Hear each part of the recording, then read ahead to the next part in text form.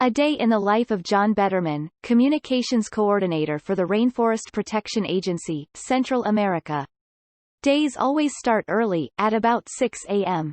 It's great waking up to a tropical sunrise, and it's also the coolest time of day.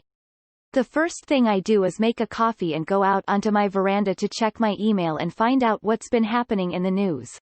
Of course, 7 mornings out of 10 I'm not at home, but that doesn't disrupt my routine.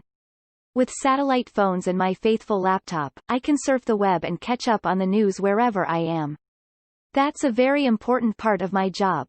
I need to know what's happening, not only on a national level, but on an international level too. People are counting on me to tell them what's going on.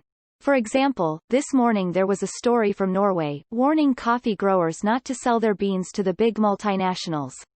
I need to find out more about that and pass the information on. My time is shared more or less equally between sitting in front of my laptop, writing press releases and articles, and traveling around Central America, visiting projects and helping the local people access and administer the grants that are available to them. I love both sides of my job. The writing and translating is stimulating, and challenging.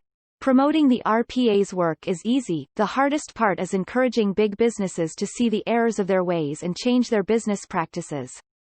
It's easy enough to persuade them to give money to sponsor specific projects, but it's very difficult to convince them to make changes if they can't see the profits. But much as I enjoy the writing, my favorite part of the job is at grassroots, coordinating the local volunteers and meeting the people who live in and around the rainforest. The day before yesterday I visited a farmers' cooperative in the north.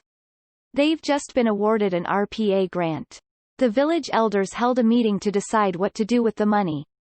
They invited me to take part. My role in these meetings is to observe and facilitate. I'm not there to tell them what to do, but I do want to help them make informal decisions. One of the elders proposed spending the money on seeds, whilst others suggested inviting a consultant to visit the farm and help them make the right choice. I promised to find someone who'd do it free of charge.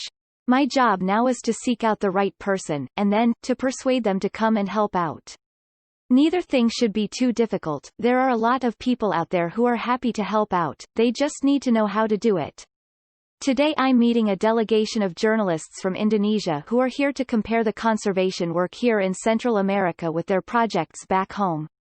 They're only here for 3 days and I've agreed to show them as much as I can in the short time they've got. It'll be interesting from a personal point of view as well, as I'm leaving my job here in Central America at the end of the year and joining the team in Southeast Asia.